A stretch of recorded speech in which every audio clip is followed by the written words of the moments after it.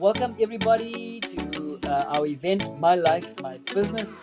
Wish I was here with my co-host Shanaz, and as usual, we want to encourage you to fully enjoy this journey called life, whether it's in a career or pursuing a career or building your business or generally just making plans, implementing your strategies for life in general.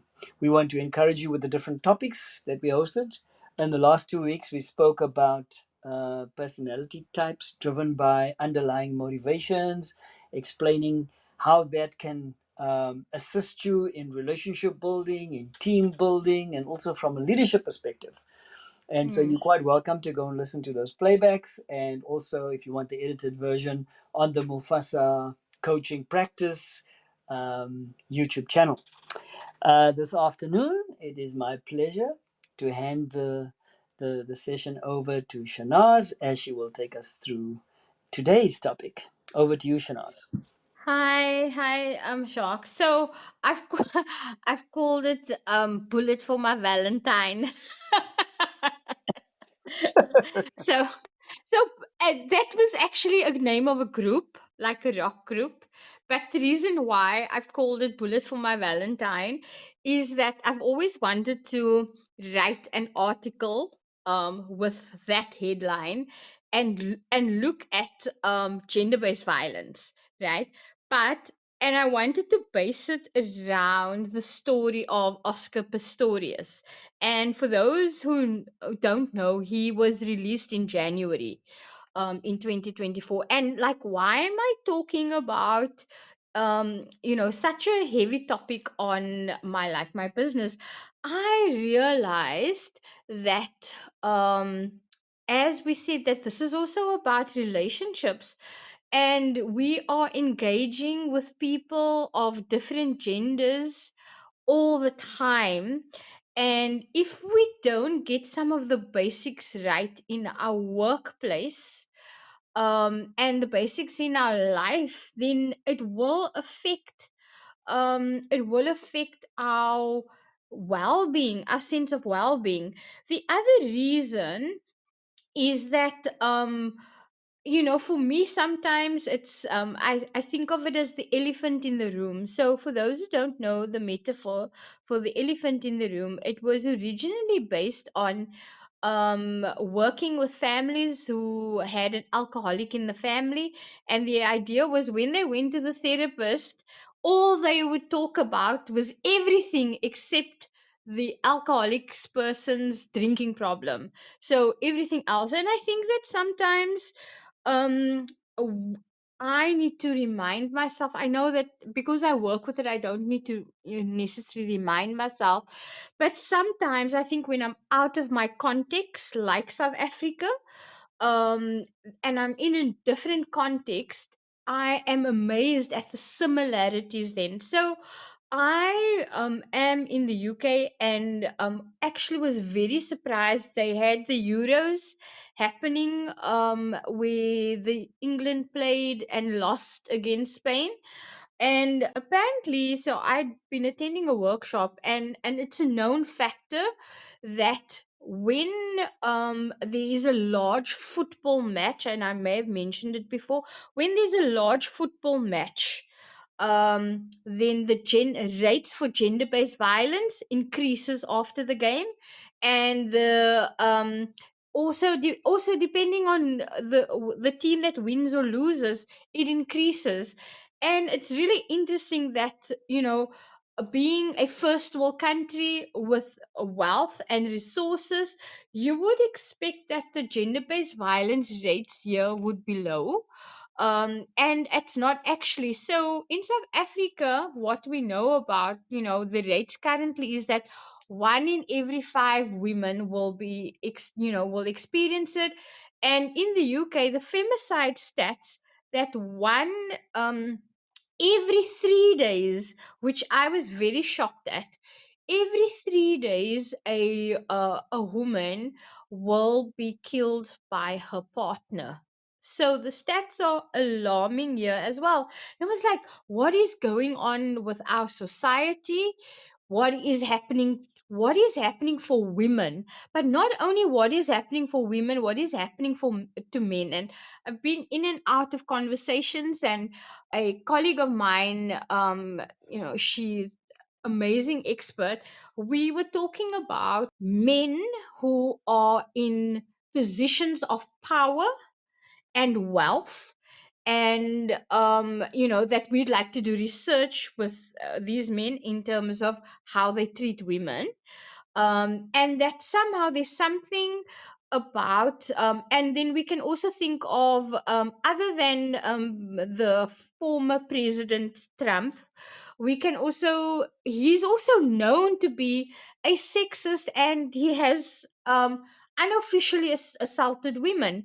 And so you know how can these very highly visible men, yet some of the antics are invisible and we don't call it out as a society? So for me, it's it affects everyone, right? This is not a woman's problem. This is not a South African problem. This is a problem that we experience in society. And why do we experience it, and why is it relevant? Because, I realize that even if you have not been in, because the statistics are so alarming, even if you have not been in a violent or a abusive relationship, you would know someone. And so it affects us as a society. How do we respond? How do men respond when they see another man in public, speaking about, and speaking to their girlfriend or their partner in a particular way, may not be violent, but humiliating them, for example. And so I think that there's something in this for us as a society, that we need to be thinking about. But the other thing that I have come across is that I have been working with very confident women, and I engage with very confident, educated women, um, who, charismatic, etc., who also ended up and have experienced abuse in relationships. And so the conversation is always about, like, what is that all about? And what is my role then? What is our role? And I think our role as society, because it affects all of us. You cannot just say that just because you don't experience you're not in an abusive relationship, that this does not affect you. The other thing to consider is, while we, talking about our business as well, that often you find that one of the issues within, gender-based violence in the workplace, which is increased, is that it's sexual harassment is one of the major issues. And so, how do you avoid that? um how do you keep yourself safe as an individual in situations like that? And I was kind of, been, so these have been the conversations that I've been having, but also thinking about, it's really interesting that that it happens here. And poverty isn't necessarily an issue. And then what I kind of realized, when you start to um, w- um, what I've realized is that in South Africa, in comparison to how they're trying to address the issue in the UK, there's this thing about the definition of gender based violence. And what they've done in the UK, which I think maybe we can learn some lessons from them, just in terms of the definition.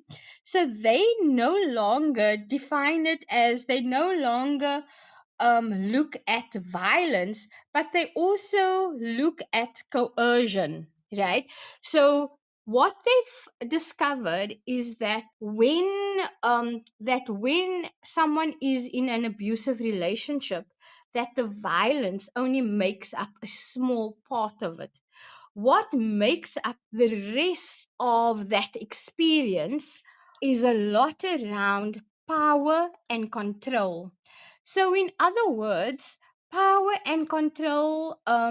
you'll find that the person who wants to maintain this power, and what they find then is that if we ever want to uh, prevent it, we need to start looking beyond just the violence.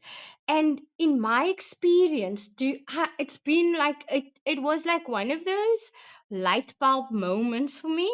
So in my experience with women who are strong and who are educated and are in leadership positions, what I found is that they questioned whether this was abuse, because in South Africa we rely on the violence, that only if it's violent, only if I get smacked, only if I get shoved, only if. And so it's almost like everything else is ignored, yet the everything else is vitally important, because the violence, according to some of the research, the violence in an abusive relationship will may only make up a small percentage, as I said, of that experience.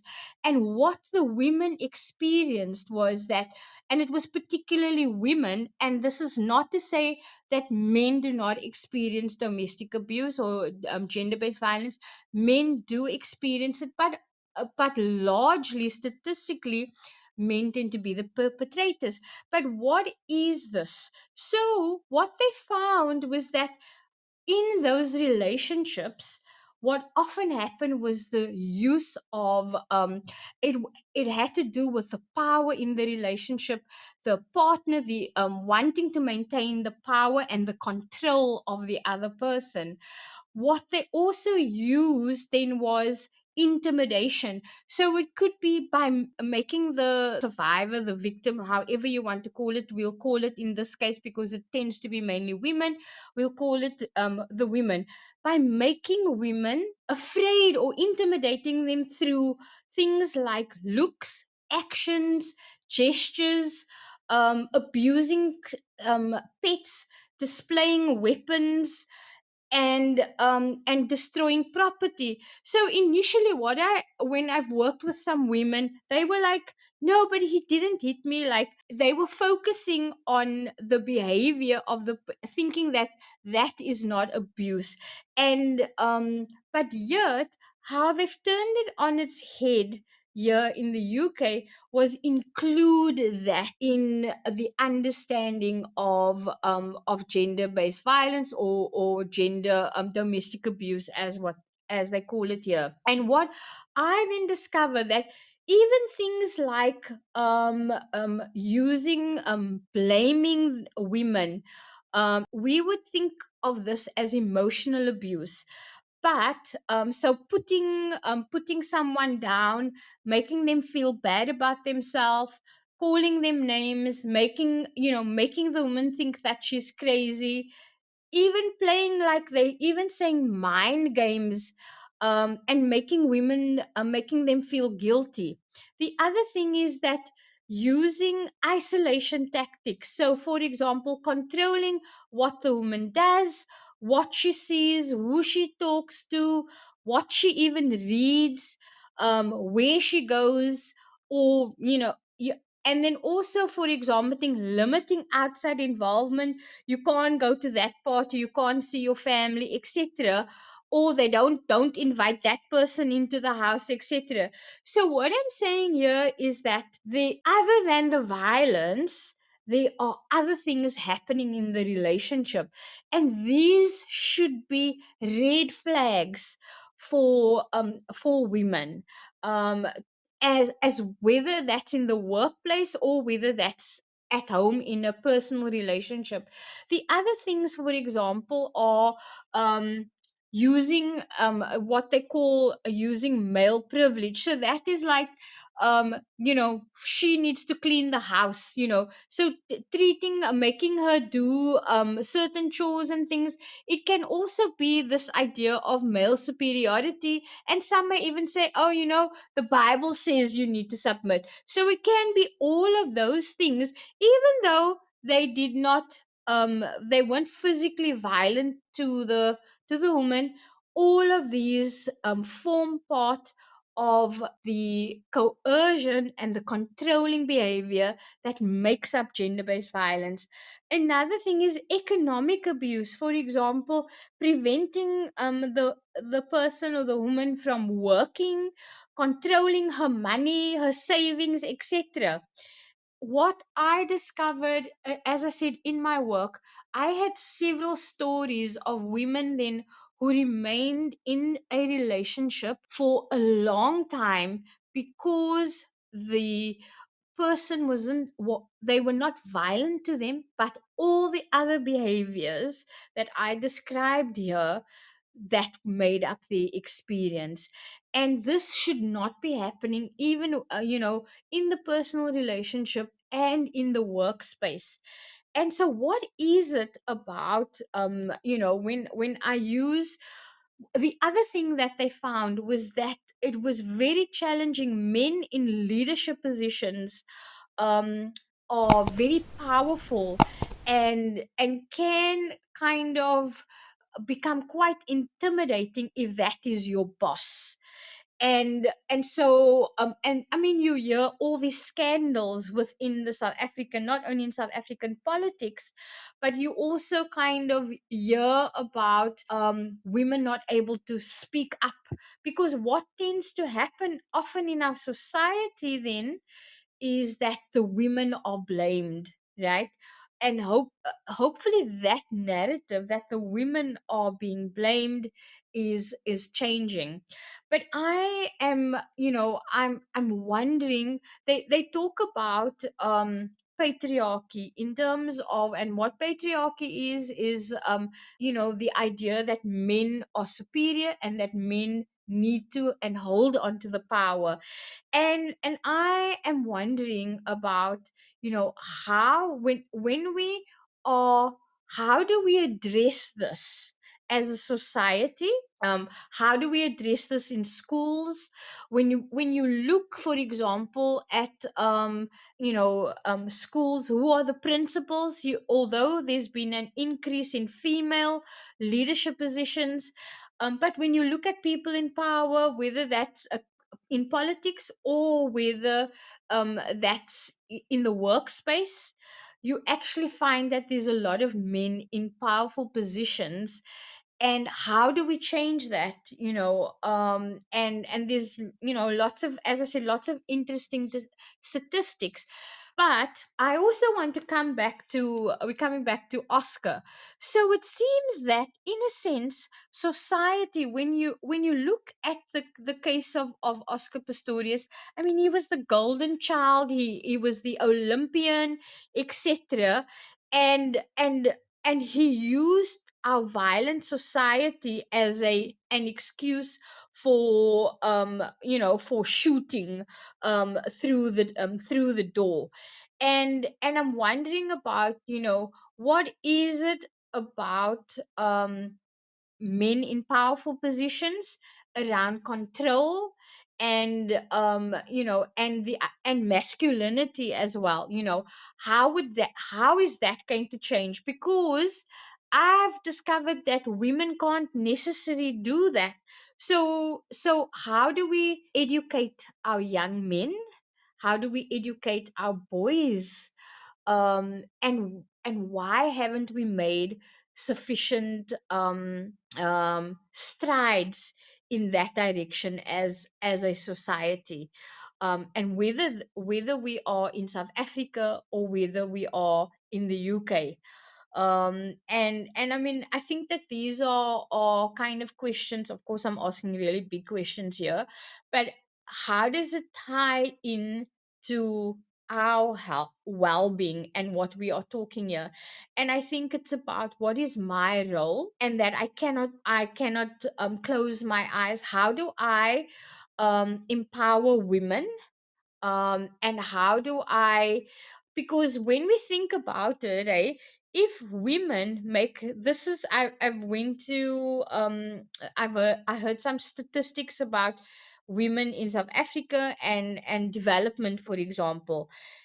And women make up about 55% of our society, but they're also the poorest. So poverty is also they talk about the feminizing of poverty.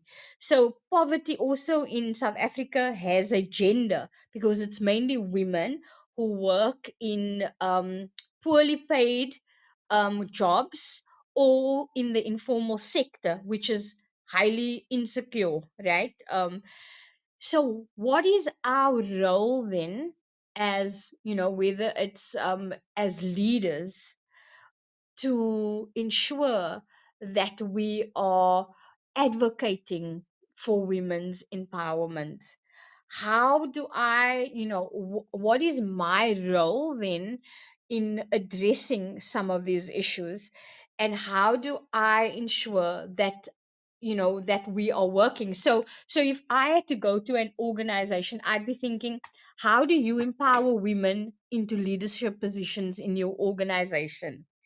And because what it seems is that that is one of the issues, is that we do need to address the issue of women's empowerment and women's economic empowerment. The other thing also, when you think about it, if women make up 55% of society and we address women's poverty, then we'll actually be addressing a large part of the poverty in South Africa. And so that's why I think it's very relevant to our own well-being. I know people, and each one of us knows someone who has been in a domestic abuse situation. And how do we respond to it? What I also just want to add, and then I know that I want Jacques to come in, what I also kind of want to add then is that what they say that when someone goes to when a woman or a victim is in the situation, it largely depends on their friends and their family support, whether they remain in that relationship or whether they are supported to end the relationship or get help and support. So, how we as friends and family and society responds to someone in the situation can make the biggest difference. And so, when I think about that, then does your business, your organization have a policy on how on gender based violence or on gender? Does it have a strategy on how you are going to make a difference and empower women? And because that is one of the key things of addressing some of the issues in our society. So just to kind of leave with that, because Oscar's been released in January, and you kind of think that Reva was a law student, a woman who was confident and degreed, and yet that was her case. And so don't we want to prevent this for everyone? And what role can I play in? The other thing is, sometimes we always think it won't happen to me. I actually just have some questions here of a book, and they say that, like, if you answer yes to any of the following questions, you might be in an abusive relationship. So I'm not going to talk about the violence part because we know about that, but these are some questions to kind of keep in mind as you're listening. So for emotional abuse, it's this: does your partner ever belittle you or put you down, blame you for the abuse or arguments, deny that this is happening or play it down, isolate you from your family and friends, stop you from going to work, make unreasonable demands for your attention, accuse you of flirting or having affairs, tell you what to wear, who to see, where to go, and what to think, control your money, or not give you enough to buy food or other essential things? Do they ever threaten to hurt you, destroy things that belong to you, stand over you, invade your personal space, threaten the children, read your emails, texts, or letters? And those are just some of the things. And if there was a yes to any of that, it's an indication and it's a red flag for you. And I wanted to do that because, as I said, sometimes we focus too much on the violence and we don't look at the other aspects. So yeah, thank you. That's me. That's part one. Mm, quite a hugely difficult topic, but something that is not necessarily dealt with effectively. I mean, if I just think about our own government, making it such a priority, but being able to stamp it out. And your point today, in terms of just the systems that deal with this, the structures that are set up, okay, is when physical abuse happens, the police get involved, etc. I served in an organization that was offering trauma support after the event, counseling sessions and so forth after, and therapy sessions to help the victim from just surviving to at least where they can have a functional existence. So, but then it's based on what the police will regard as a crime. And I wonder if that is not one of the issues there. You know, the crime has now happened, there has been the abuse, because it's there, it can be proven. How do you prove, and I suppose you can today, you can prove emotional abuse now, and these kinds of forms of coercion, in which there's intimidation and all of this. And so I have a thought. And since you spoke about, you entitled this talk "Bullet for My Valentine," I was having a conversation with my friend, and he was talking about jealousy. Um, Jealousy being two parts, healthy and unhealthy. And just at the end, I know I wanted to ask about this, just generally speaking, because if there are subtle forms which we adopt as socially acceptable, then the scourge of the coercion, the scourge of um, the emotional side, the emotional abuse is then there's part of that that's tolerated even at certain levels. So I'm wondering, where is the limit?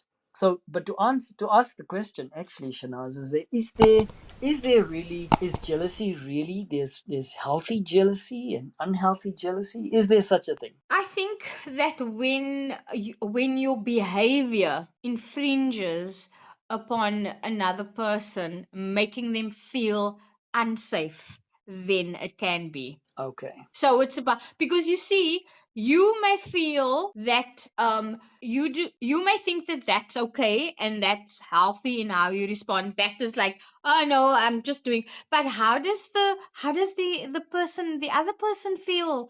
Does the person, so they've done some research, very interesting research, where they interviewed perpetrators and victims, right? Mhm. Who remained in the relationship, and one of they asked the couple the same question. So they asked the man, they asked the guy, it was a guy, it was men in the situation. Does your partner feel safe when you are around them? Right? So they Hmm. said yes. And when they asked the women in that same relationship, the women said no. Uh, So that's it. And I found this discussion in my class also. We were discussing that a lot of the times, maybe people in relationship assume things and they do not ask the other person. And I think that it's about asking, do you feel safe, if it's coming like, like this, because the research that they did were on couples who were in a relationship, but there had been a history, of abuse. But that can be taken broader, that maybe you think your behavior is okay, and this happens often in the office. You joke about something, and then it could be experienced as sexual harassment, and so I think it's really to be very careful. So therefore, then I guess part of that answer means it just depends. In terms of, is there like there are universal indicators that would show abuse, and then there are ones that are specific to an individual, because one person might shrug it off and go, well, okay, another person might become highly offended. Or is there a universal, I don't even want to talk about limit. There shouldn't be any forms of abuse. Always check out. Don't assume anything. Okay. All right. So Uh, yeah, yes, and the other, just one more, two more things that I wanted to really, that caught my attention, was the topic on feminizing of poverty. Now that is such an interesting thing, and obviously from what we're doing, from our internship programs, etc., we see the same thing. We see that demographic. We see it's more women, young women, that we are working with than actually males. It's interesting, and then you saying, because of that 55% split, meaning if you really want to make an impact, is realizing that it's very, very significant, and not being too concerned about representation from that perspective. Also something to really, I suppose, um, just do some more or get more understanding on.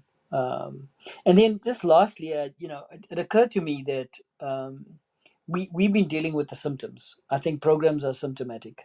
Um, and what are the early warning signs that we need to deal with, and so the training, the sensitization of and I don't just think men. I think both the abuser and the potential abused yeah, should be able to recognize these early warning signs, because in one case there is some socialization that we believe, well, this is just the way men are, the way boys are. Oh, we show caring and attraction by pulling a little girl's hair or something to that effect, or tripping her and she falls, and oh, okay, but because I care. So there's these age old stereotypes. I'm not sure that these things still exist in today's environments, that is far more sensitized to this. But I mean, I'm just thinking about what, in the era of Cowboys Don't Cry, and this kind of behavior that was encouraged in a way, or really softened and explained away, all kinds of things like that. But for me, is detecting or educating on early warning signs of abuse, and not thinking it isn't bad yet. No, no, this yeah, is an indicator. Do something about it now, yeah. before it develops into severe emotional abuse and physical abuse. And that's why I think that part of your internship should also focus around gender, as in address these issues, because young men are going to be placed and young women are going to be placed at organizations where they may be placed in vulnerable positions, Mm, because they are an intern. mm, And how do you empower them and equip them to deal with that? mm. Yeah. Yeah, very important. All right, Okay. so yeah, that's all the questions I wanted to have, and that we have time for. Yep. But thank you, Shanaz. I mean, you're saying there's a next installment next week, Yep. so Part two. okay, Okay. yeah, part two is next week. Okay. So, Bullet for My Valentine. A chilling title, let me tell you. Mm. Especially when we understand the whole Yes. scenario, or the everything that Yeah. that happened around Oscar Yeah. Pistorius. So such a high Mm. profile, and I don't know if you saw now in the news that it's quite newsworthy that they saw him out in society. So he's Yeah. he's he's been so labeled and so forth. Yeah. Mm. Okay. Okay, so thank you very much, as usual, and I can see this topic is relevant, and I think for me, finally, it's the penny drops in terms of, this is not something that we must accept as just par for the course. This is just how the world operates. This is just something to do with the sexes, and I mean, I don't know whether research is now looking at within a society that also debates gender and gender fluidity and things like that, whether it will have an impact on gender-based violence or not. I mean, some of the research points to the fact that it's still around patriarchal values and norms, even in the most, even in the most, how can I say, countries, Scandinavian countries, where there are, gender equality and mainstreaming happening, but it still happens there. So, I mean, like, I know we've gone over time now, but in Scandinavia, Mm-hmm. when who stays at home to look after the kids, even though the state makes provision for it? Generally, the majority of it are women. The men will go to work. Mm-hmm. So they may not have violence to the statistics we have, but there is still this, there are still gender equality issues, Mm. which, what's that about? The feminists will say that it's because as long as patriarchy is forms part of our society, there's always going to be. Mm. Hmm. So we need to think about Yeah. think about it. Yeah, but very interesting discussion with Trump possibly looking like he's looking very good in terms of winning this election, and then you have Kamala Harris that's going to be going well. They're talking about putting her forward. So Well, they are putting her forward, or yeah, says she that has Biden been has endorsed. endorsed her. Yeah, It's best he can do. I don't know what they're going to decide, but it'll be yeah. an interesting dynamic because he's very confident. If Kamala Harris is the one that he is running against, he knows he's going to win. Mm. Mm. Okay. That just tells you where society still is. Precisely. That's why I'm saying gender is it's so embedded in our way of life and society. And the negative effects of that's still the problem. Mm. Mm. So, Oh yeah. Oh, it is the scourge. Anyway, thank you for this very thought-provoking conversation we're having here, Shanaz. And I do think the emphasis is on educating, but not just. I think everybody needs yeah. to be educated around this topic because more and more. I mean, when I was at this organization, we found that the stats were starting to show also more and more how men were being abused. Also, I don't know, when we look at and we're talking about physical abuse, never not emotional abuse, Yeah. ending up at police stations as victims.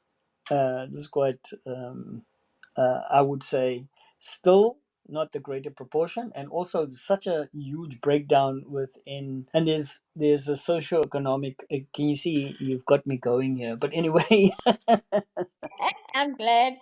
I'm glad I'm glad because there is a tie to the socioeconomics. That's why, work is so important, but not only work and employment. It's also about, skilling up and making women aware. Mm, So mm. there's a multifaceted. Oh, absolutely. All right. So we Okay. await the part two of the installment. Yep. Thank you. And for Pleasure. those Thank you. listening, we just want to encourage you. Yes, it's a weighty topic, but it's very very relevant. It's you don't have to be somebody who's been a victim. We're not talking to perpetrators. We are saying early warning signs are detected within societies. Be aware of what's happening around you. Be able to help before it spirals out of control. Raise your children in a way that sensitizes them to this. Empower them. Give them agency. So until next week, thank you, Shanaz, and have a good week. Thank you. Bye. Bye.